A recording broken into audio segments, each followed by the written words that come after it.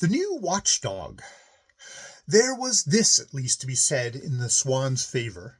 When they saw that the wild geese had escaped, they were too proud to chase them. Moreover, the geese could stand on a clump of reeds with perfect composure and sleep. Niels Holgersson was too hungry to sleep. "It is necessary for me to get something to eat," he said. At that time, when all kinds of things were floating on the water, it was not difficult for a little boy like Niels Holgersson to find a craft. He did not stop to deliberate, but hopped down on a stump that drifted in among the reeds. Then he picked up a little stick and began to pole towards the shore.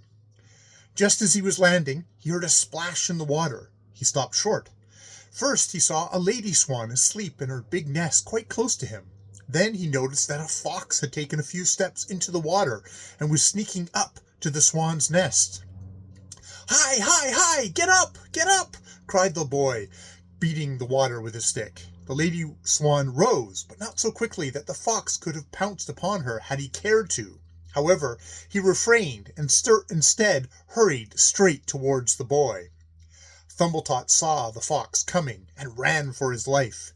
Wide stretches of meadowland spread before him. He saw no trees that he could climb, no hole where he might hide. He just had to keep running.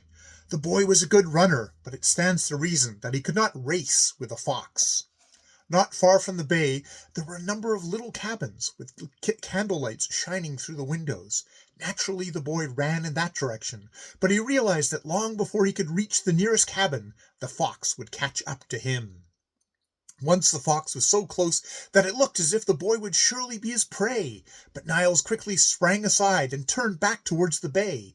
By that move the fox lost time, and before he could reach the boy, the latter had run up to two men who were on their way home from work. The men were tired and sleepy. They had noticed neither boy nor fox, although both had been running right in front of them. Nor did the boy ask of help of the men. He was content to walk close beside them. Surely the fox won't venture to come up to the men, he thought. But presently the fox came pattering along. He probably counted on the men taking him for a dog, for he went straight up to them. "Whose dog can that be, sneaking around here?" queried one. "He looks as if he were ready to bite." The other paused and glanced back. "Get along with you," he said, and gave the fox a kick that sent it up to the opposite side of the road. "What are you doing here?"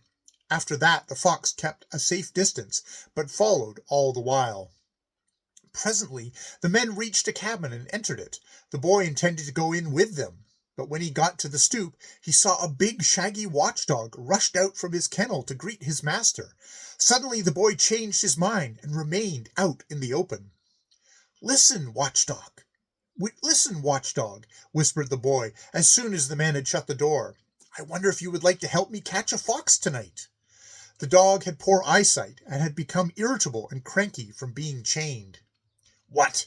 I catch a fox?" he barked angrily. "Who are you that makes fun of me? You just come within my reach and I'll teach you not to fool with me."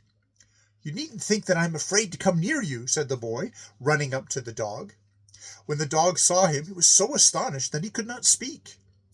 "I'm the one they call Thimbletot, who travels with the wild geese," said the boy, introducing himself. "Haven't you heard of me?"